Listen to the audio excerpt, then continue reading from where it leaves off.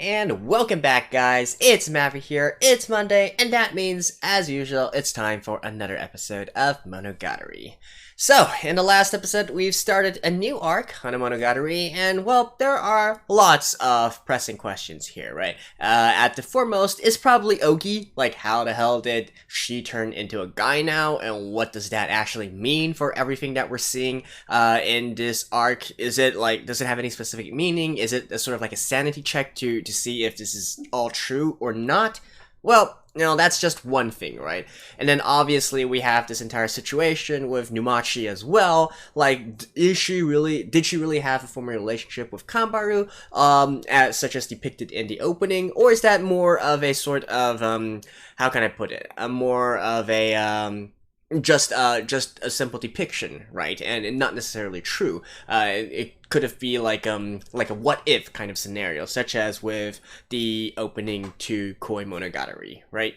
So we have that as a sort of question as well. And of course, at the end of last episode, Kanbaru's left hand has apparently turned back, right, from the monkey's paw. And I would think that this represents a sort of change of attitude or a change of belief from Kanbaru. So maybe she, like, a certain grudge that she's holding, or a certain a certain pressure on her heart or whatnot has been lifted, and so that's why it's gone. I would presume it's a good thing, right? But still, she would probably need to get to the bottom of it and see what actually happened. Otherwise, there wouldn't really be a story, right? So with that in mind, let's just get into the episode. Alrighty, let's begin in 3, 2, 1, play. And hold on, let me... Okay, that's better. Ooh, okay. Sorry, I was just changing my color settings. Were you always such a nudist? Maybe?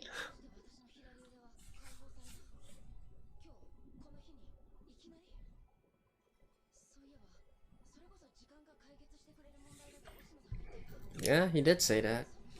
It took way longer than expected.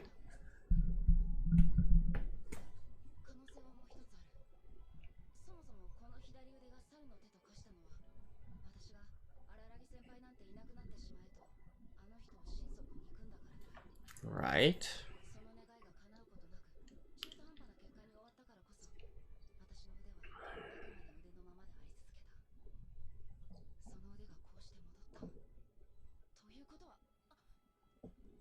Oh, did something happen to Araragi?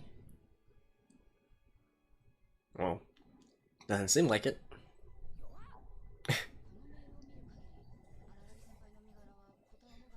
I mean...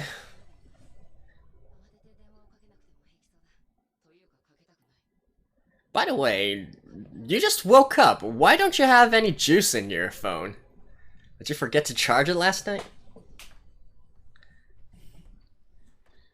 Why did my arm turn back? Well, I think from what we've learned so far throughout all the... Oh, hold on a second. I think what we've learned throughout all the episodes that we've seen so far is that it's never just like one specific incident that causes the aberration to form or disappear, right? It's more like an attitude towards life, a sort of belief, or a sort of, how can I put it? Yeah, it's more of a long-term mental issue. Let's put it that way. And especially considering that, you know, I still have the theory of this being more of a representation of coming-of-age problems and all that. So all the aberrations are sort of like exaggerated representations of adolescence, essentially. So it would make sense that Kanbaru she's in her third year now, right? About to graduate as well. About to grow up.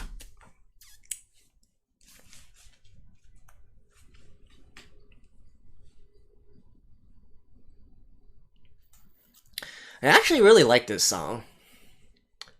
I think it's a tie for my favorite with Sengoku's opening.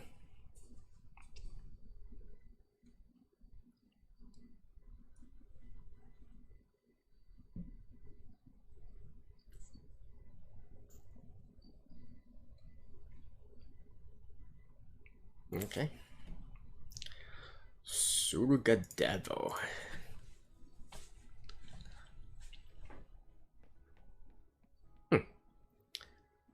So, still bandaging it up?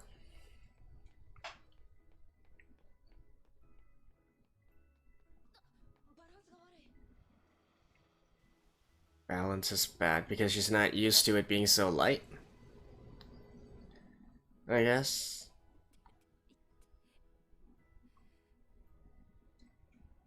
Ouch.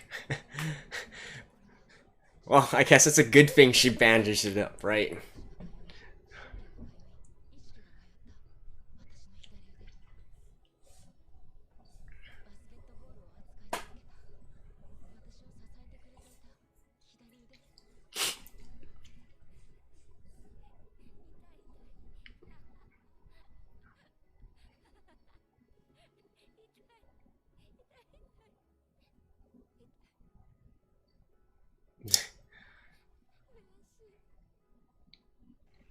Okay.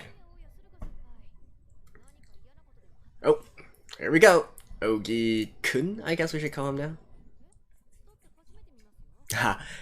And that mentioning the bike part. So I think the only ones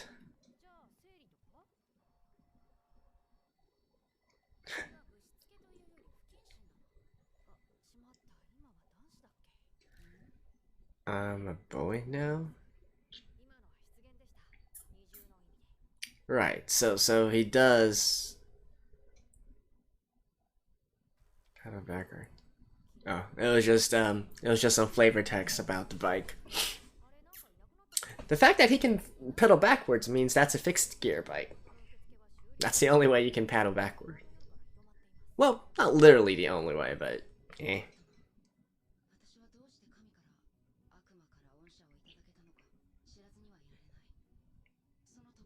Anyways, that was a huge hint right there, right? Ogi said, you know, I'm a boy now. So that means he also fully knows that he wasn't a boy before.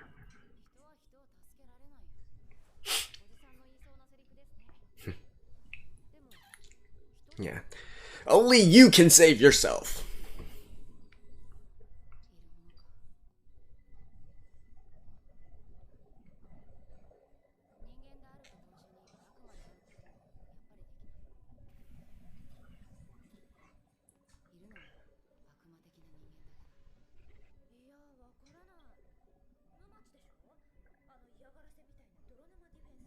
Person who's like a devil.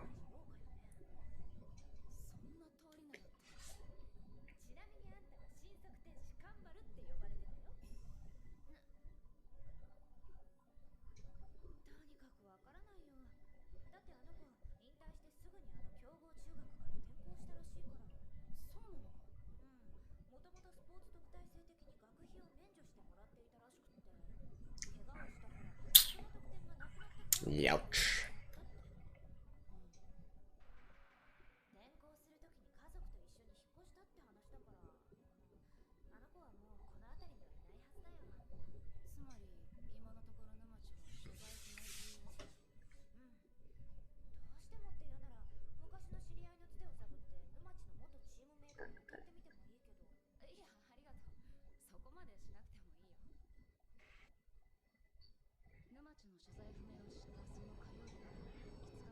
Five days later.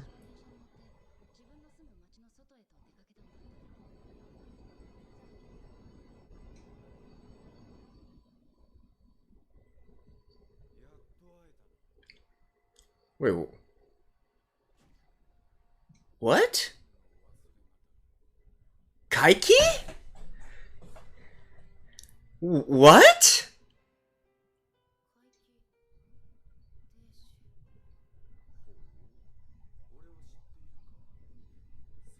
Aren't you...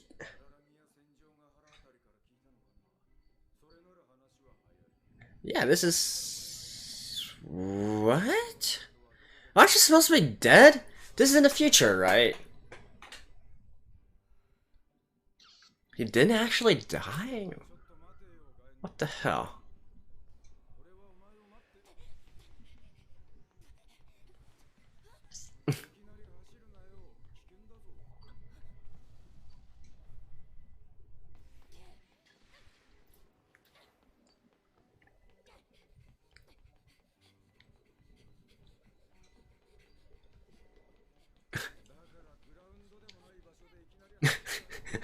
hell?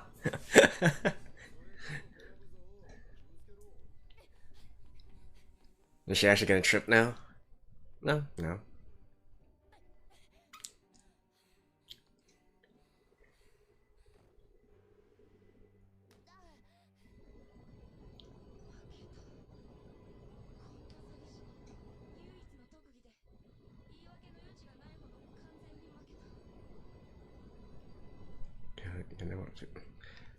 Isn't that being a little too dramatic? Oh. Wait, guy in your... That was... Sorry, that was an interesting face from Kanbaru.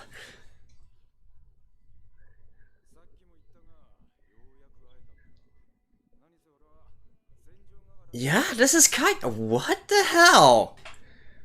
What the actual hell?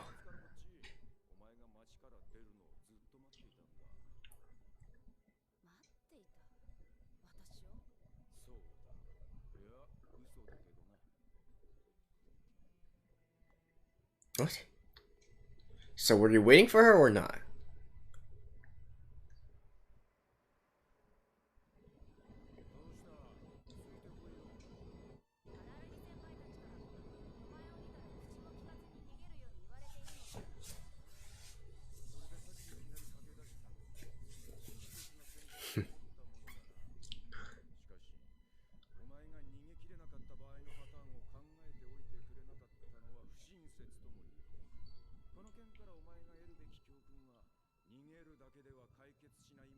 Ooh.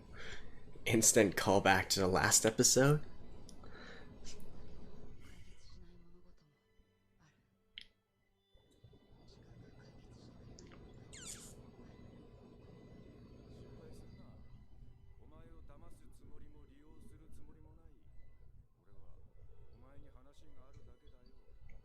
What the actual hell?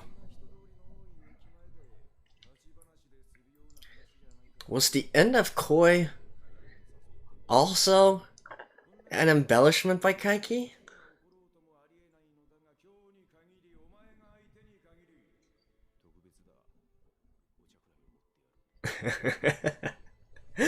Kaiki's treating. But then he treated Senjugahara as well. Senjugahara refused, right? Well, wait, what?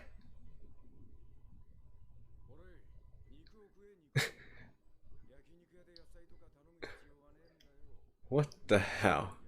And by the way, what the hell is with your beard, Kaiki?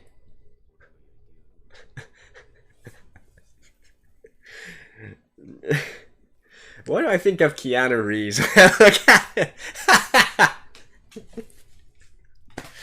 Oh my god. Oh, that looks good.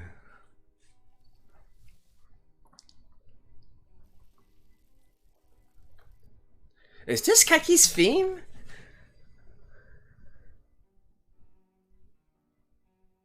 What, I feel like there's a little bit of difference, or is it just me?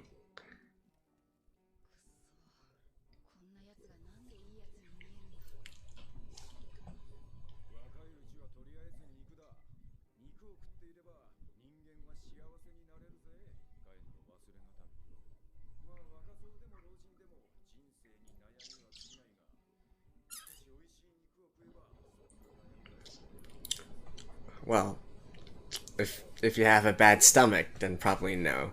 But oh, that looks good. Yakiniku.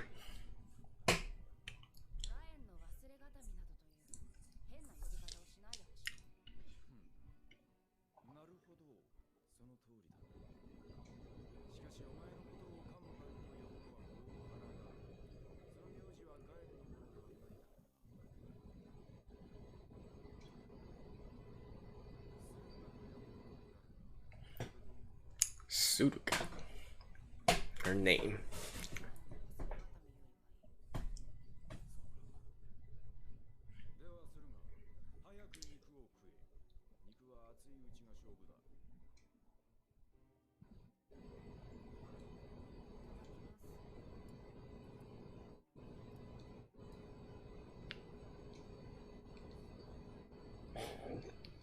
it must be good. This looks like an expensive place.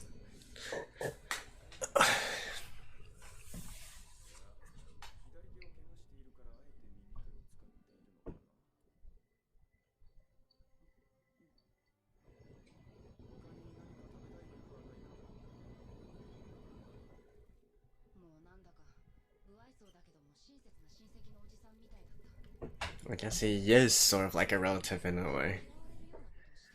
Because of your mother, right?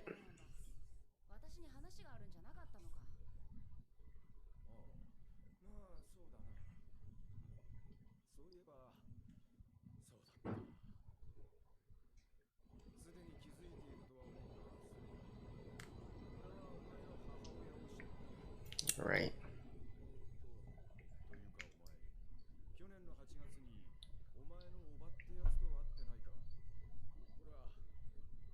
Alright, got it.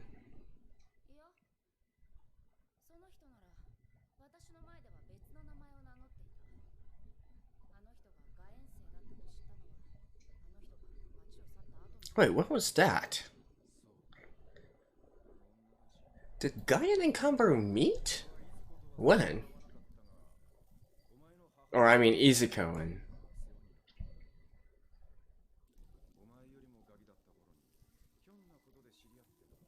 Met by chance when even younger than her.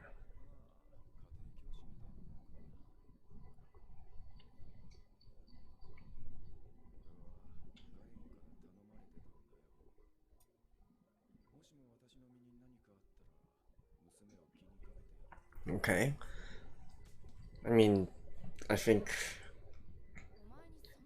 that's in line with what I've been expecting, considering what we learned in Koi Monogatari.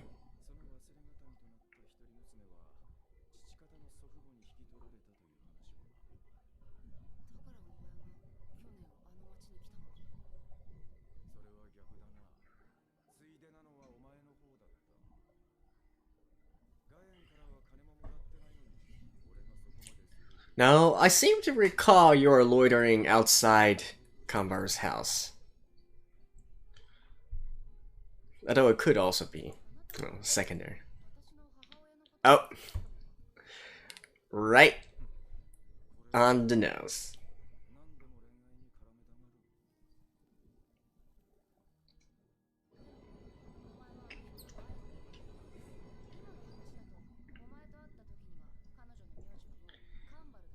By the time you met, she could have used Kanbaru.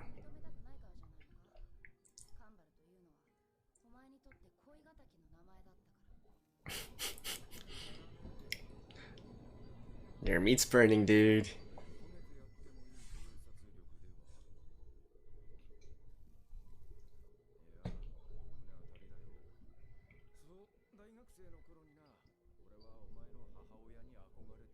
In university. Wait, so they're not the same age, right?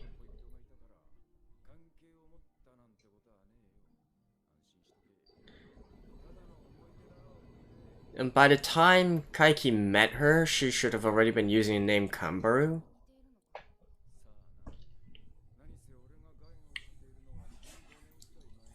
So she should be more than a little older than Kaiki.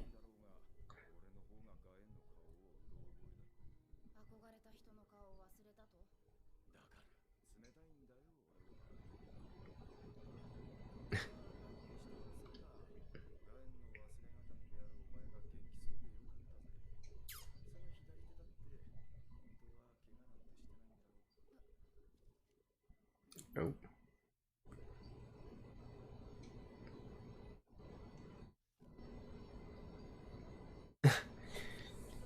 I think he crossed out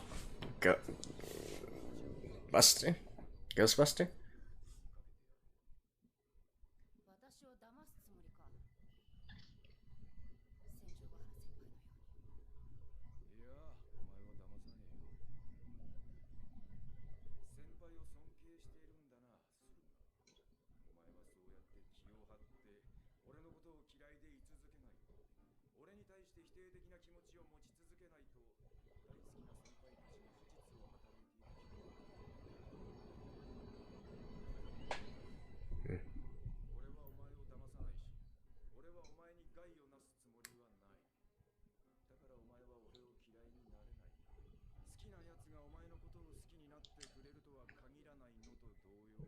Person you like will like you. Person you hate will hate you. Is this...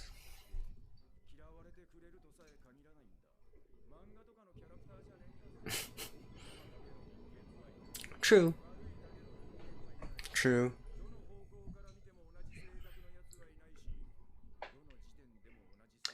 Yeah, that's my philosophy in life as well.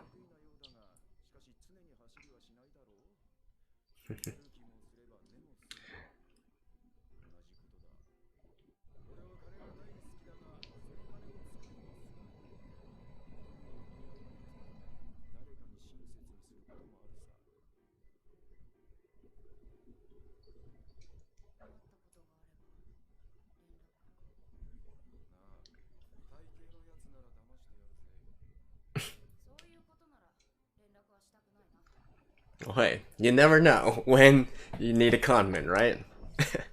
Certainly came in handy with Senjugahara and Aragi.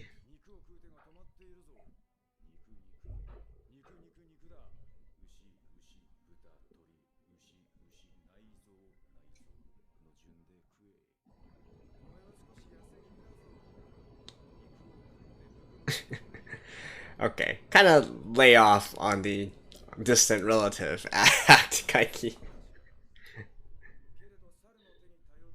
Oh. Then monkey's paw.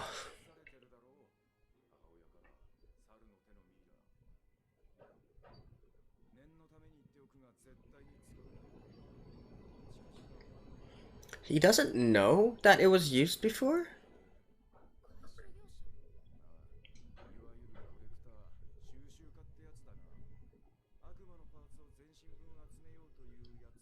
All the parts of a devil.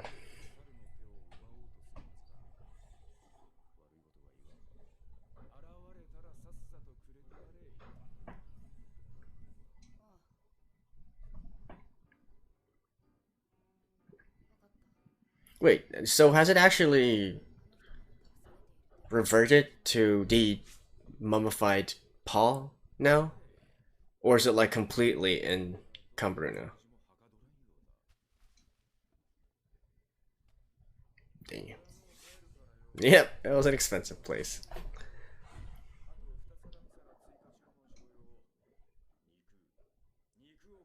Like, holy shit, that was a lot of money.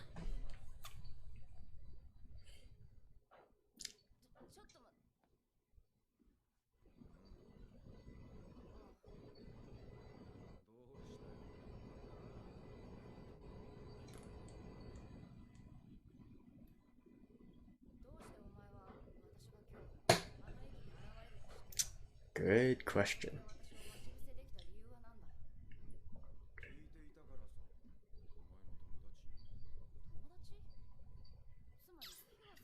No, I think perhaps Numachi? Yeah. Of course it has to be related somehow. But why though? What does Numachi have? Why is Kaiki here? I don't... The hell? And there seems to be more after this as well. Alright, I think there's a little bit too much for it to just be a preview, so let's continue on with this. I'm so confused right now. So what actually happened to Kaiki? And why are you keeping that stupid mustache and beard?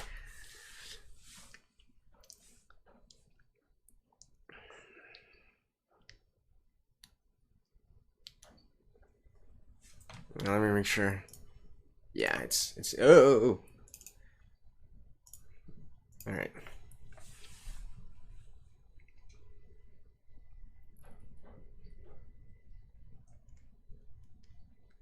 Excuses only make it worse.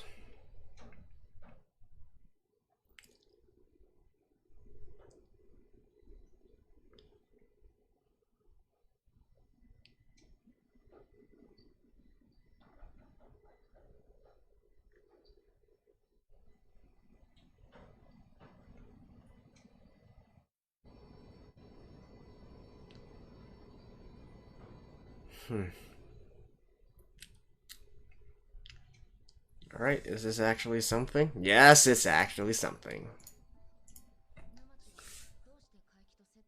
Ooh.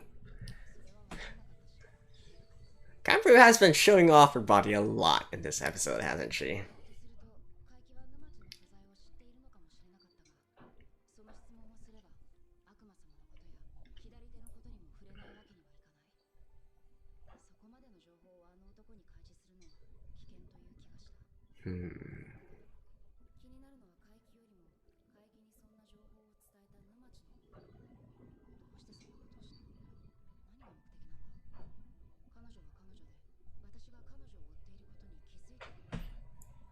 What does she know, Kaikito?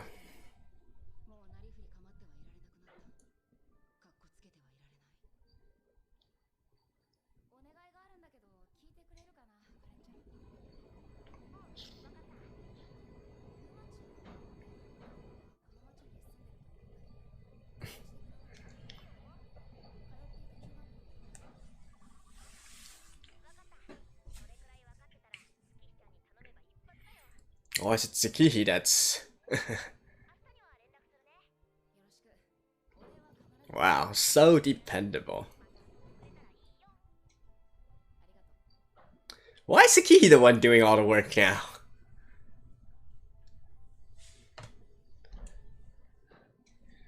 And why are you still in the nude, girl? Alright. I'll see you guys after this. Okay, what the hell, guys? Why is Kaiki alive and well, and what is he doing here with Kanbaru? Like, what? That was certainly unexpected. And yeah, I guess the only answer to that would be that he actually survived after Koi Monogatari, and so, in a sense, perhaps that was all just an exaggeration on his part as well, because this is obviously after Koi Monogatari, right? Senjugahara and Araragi both survived, they graduated, and this is the world we are in now. You could say that it's almost like, heck, even almost a year, no, not quite a year, they just graduated, so, a few months later? Something like that? So, what the hell is going on here? So, the only explanation is, well, I guess one of the explanation is that Kaiki, you know, he survived the entire ordeal. That was really just an embellishment on his part as well. And, you know, he got out of it still alive and well, right? And if that were the case, then it calls into doubt the entire validity of everything that happened in Koi Monogatari. And indeed, it's getting me thinking, like, what exactly is he up to now, right here? I mean, even though I would certainly like to think that he died an anti-hero's death back in Koi, and that was the end of him. If he's actually alive and well here, and well, this is actually him, well, we can obviously think that he's preparing to con something, or he has his purpose here, right? I completely don't buy the fact that he just wants to meet Kanbaru or whatnot. That's, no, I can't really find myself believing in that sort of a situation. It has to have something to do, especially since he already is in contact with Numachi, and then he already mentioned the monkey's paw as well as mentioning a collector and all that. There's gotta be more to this entire thing, if that is indeed the real Kaiki and we were all deceived, or I was deceived. And heck, if that was true and he was exaggerating and embellishing the entire Koi Monogatari arc, including his own death, well, fine. I fell for it hook, line, and sinker, right? Hats off to Kaiki. Now, with that being said, though, I feel like there is a little bit of, I don't know, there's something oddly weird about this entire situation here. That some things are just throwing me off, right? And of course, at the first and foremost still has to be Ogi, right? The fact that Ogi is now a guy, and she actually recognizes the fact that she has now turned into a guy, right? Talking about, oh, here I'm supposed to be a boy, right? So that means there is an alternative version where she is a girl, right? So is she going to be able to retroactively just change everybody's memories just based on this specific situation and whatnot? Or is this more a case of, I keep going back to this, is it sort of like an alternate timeline or an alternate, a parallel universe, that kind of thing, and we are actually in Bizarro world right now where it's kind of diverging from the main Monogatari storyline, right? And because that just the fact that Ogi is now a guy, it's giving off a lot of warning signals, right? Something is not right in this current world, in this current situation here. And then you add that with Kaiki, and I don't know, I still believe that Kaiki was actually dead back in Koi, right? And there's one other reason for this. Well, obviously, my reason is I feel like that would make Kaiki's story very complete. Like, I love his character, but I also feel that he needed to die as an anti-hero in Koi to make it really have impact and also to really give closure to his entire story. If they actually chose to bring him back instead and use the entire, conman route, I guess I can buy that as well, but I just don't think it would be as fun, to be honest. And so the thing with Kaiki is, this is more of a meta discussion here, right? Because Hanamonogatari in the light novels was supposed to be way before this. It was supposed to be before Monogatari. It was supposed to be, I think, after Kabuki Monogatari, right? After Mayoi's arc. And so that was when we saw the events transpiring here.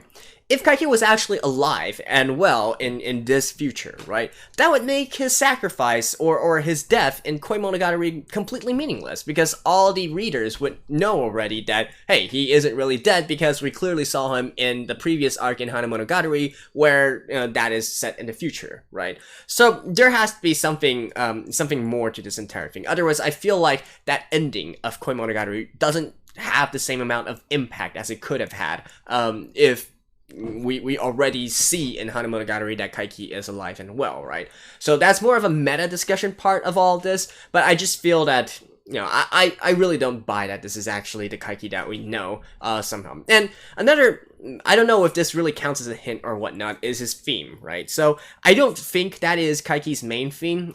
Has that particular background music for him been used before? It certainly sounds similar, right? But has it been also utilized somewhere in the past when he was talking and whatnot? I don't really know. My memory isn't that good to remember all the OSTs and whatnot, but I am quite sure that it wasn't his main theme, right? His most iconic theme that we know him for. So these various factors add together makes me really, really suspicious of this current situation, this current future where Kaiki is still alive and interacting with Kanbaru and all these others, right? Not to mention, we still have this entire situation with Numachi as well. Like, why does Numachi know of Kaiki? How did Numachi know that Kanbaru is going to be in town today? Like, is she telling her or something? And even if she was, for what purpose? And so on and so forth, right? So there's definitely a lot of unknowns in that part as well. So all in all, together, I don't know. I'm not completely sold on the fact that this is actually the future and Kaiki is still alive and so on and so forth. So we'll have to see about that here. And by the way, just once again, what the hell is with that mustache and beard? Like, come on, man. I definitely prefer his style when he's completely clean shaven. I feel like that suits him best. If he wants to rock this kind of mustache and beard, fine, lose the hair, right? Don't go with the pointy hair and then go with that at the same time. It doesn't work. And like I said, once he leaves that, he kind of reminds me of Keanu Reeves. Am I the only one? No one else? Alright. Beyond that, one final thing that I like to point out is in regards to Kanbaru's situation. So, I actually thought about this a little bit more, and I only caught this while rewatching, right? And then also thinking a little bit about the title of this particular arc, which is Suruga Devil, right? So, and not only this, but also the sort of, I guess, hints in the dialogue about not wanting to run away, confronting the past, what's done can't be changed, and all that. And then I was reminded that I wasn't reminded. I remembered that in the past the whole foray that Kanbaru had with the monkey's paw started very early on, right? Because she used it to make herself the fastest, I think back in elementary school, right? So running the fastest and whatnot. But what happened to all the other kids? I think they either got injured or they got sick or something like that, and so that is how she won, right? What if the same thing actually happened in middle school? Right? And she wished upon the monkey's paw to defeat Numachi's defense, and so that is what happened to her, right? I think that's actually really possible, right? Considering all the hints that we've had so far, and then, you know, some of the more ominous kind of devilish looking looks that Kanbaru has been giving off throughout this episode, and I think also in episode 1 as well. I actually do think there is something here, right? I think that at the end of it, it's all going to be a case where, hey, it actually is Kanbaru being no, she is at fault here, basically. She is the one responsible for Numachi's situation, so on and so forth, and where the entire story is going to revolve around that, and how she finally comes to terms with what she did in the past, confronts it, and potentially apologizes or whatnot, and then really resolve the entire situation. Just a guess for right now, but I do think that, you know, the more that I think about it, the more sense that it actually makes, and a lot of things are fitting together here.